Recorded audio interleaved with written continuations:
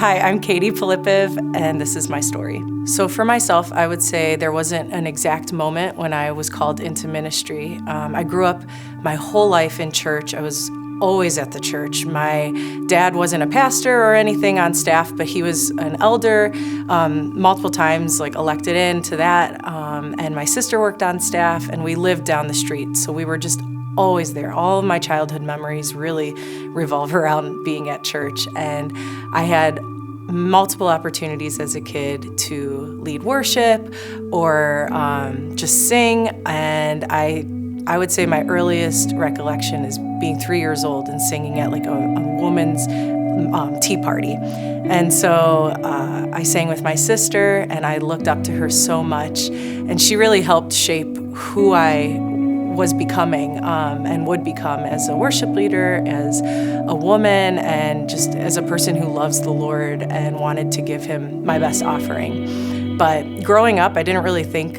I was that great. I just didn't really see myself as a worship leader.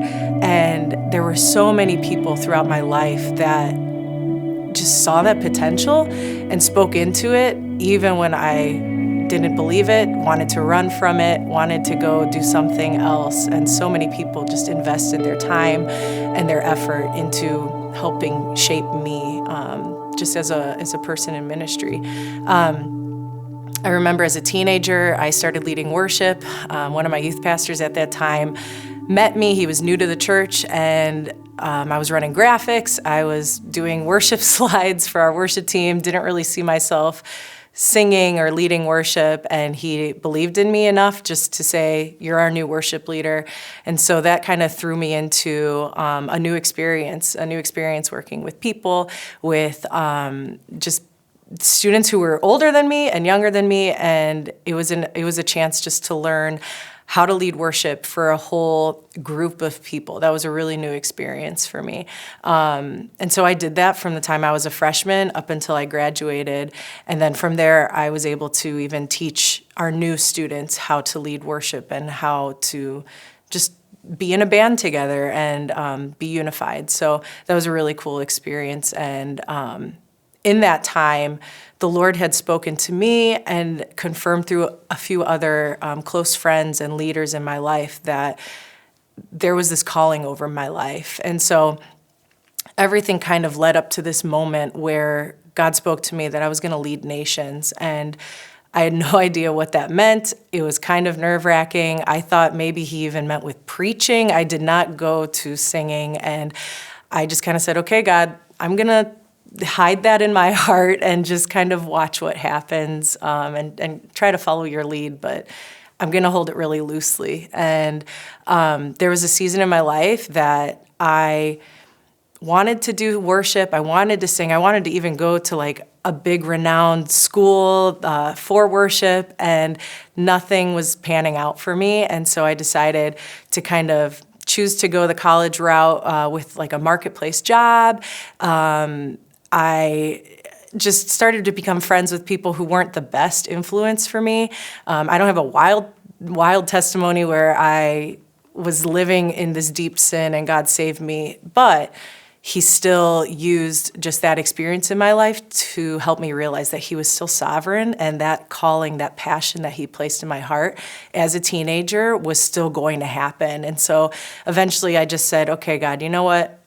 This is your chance just to use me to help me be a vessel for your glory." And so that's when I started leading worship more on Sundays. I've been blessed to be involved in a few different churches over the course of my life, all extremely healthy places and experiences, and such good people that just poured into me and saw this potential in me and saw just this heart, almost like a heart of David, just that wanted to please the Lord, that wanted to give him my all and worship him. And so I would say then, as a young adult, I truly just caught the wind of the Lord, and I just followed him wherever he led. And so I had amazing opportunities to lead for my church that was diverse. And so I said, "God, if this is me leading the nations, I'm happy with this." And I've kind of said that ever since, that, "Lord, if this is it, if this is where you have me,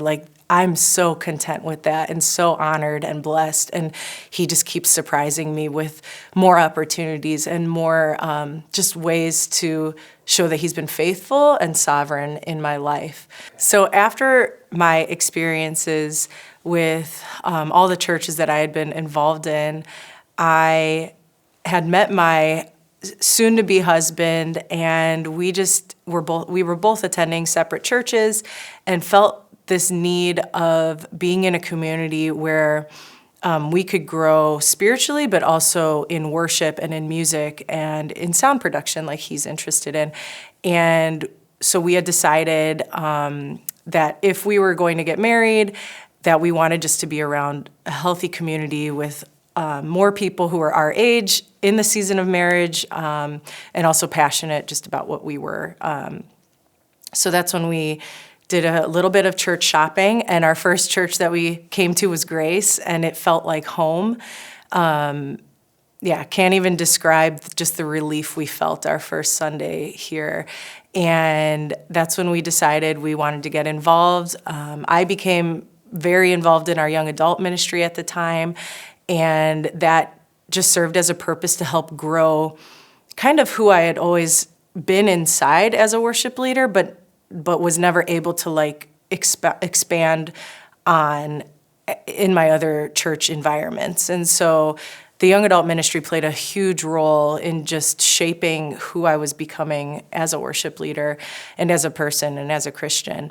And so through that, many people on staff here saw just the potential of me becoming a resident. So I was one of the first original residents at Grace, and it was a 9-month time on staff, and I thought that I knew everything about worship and ministry, and it was such a humbling experience. And I get just emotional thinking about it because I'm so grateful for Sam and Robin and Jelani and Scott for just pouring into me, and again, seeing the potential that I had, but that I still truly did not believe that I carried. And so through those 9 months, I had some really tough conversations, some really beautiful conversations, healing moments, and just time with the Lord that said, I just was very blunt with the Lord and said, God, I want to serve you no matter what. I want to honor you no matter what it looks like, whether it's leading worship or not. And yet, again, he opened up doors and opportunities. So it was a really great opportunity and experience in the residency. So much hurt that I didn't think I experienced kind of just came to the surface and really helped me truly heal and truly become confident with the Lord and as I led worship with a congregation, because the more that I healed myself and that I didn't have worries that I was dealing with or drama that I was worried, carrying as I led, it helped me to freely lead others in worship. So that was a great experience. So after the residency, I remember our last staff meeting, I left with the announcement that I was pregnant with my first son. And so from there, I got to just enjoy being a mom.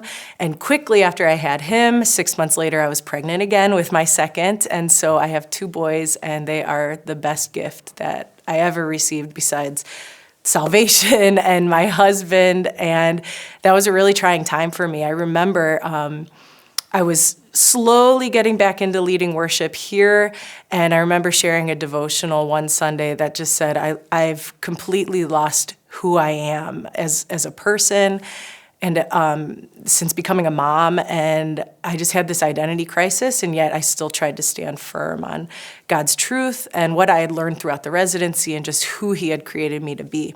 So after a few years after COVID happened, I slowly got back into leading worship and eventually was presented the opportunity to become the worship director at our Olmsted Falls campus. And it's just been such a blessing to step into that role, step into something that I knew God was calling me into, but I never knew what that would look like. I never knew how I would ever be on staff at a church as a worship leader. That's like a dream job, and I just never thought it was going to happen for me. And I'm not sure why, but I just doubted that would be a title that I would carry.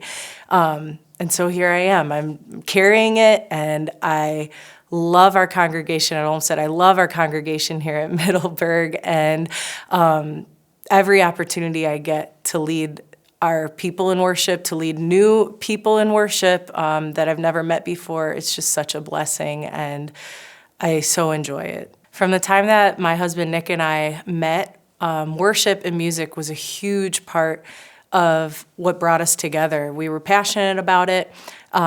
We felt that the Lord had this calling over both of our lives to just bless others with whether it was sound production, like equipment, or worship leading, or just playing a part of a team. We just felt this like call to worship. And so that really brought us together. And over the years, we've questioned, God, what do you have us, like, what do you want us to do? Where do you have us? And like I've said before, he's always been faithful. He's always opened opportunities. The times when we've said, is this a waste of time? Is this just like not where we're supposed to be, like calling wise anymore? And he always stops us in our tracks and says, no, this is where I have you. And so he's been faithful like throughout the years that we dated and got married and then had our boys. And again, in the seasons of raising a family, a young family, boys that are 14 months apart and toddlers now, he's been so faithful to say like, no, this is where I have you. And so balancing family and ministry has been definitely difficult, but so worth it. And I love having my boys with me, whether it's at rehearsals or various things. They've always been involved in our ministry as a family. And even though they tell me to not sing at home because I'm too loud or too, just expressive, I don't take it to heart. And they still have just a love to sing, a passion to sing, and I just can't wait to see what God uses them for and uses our family for.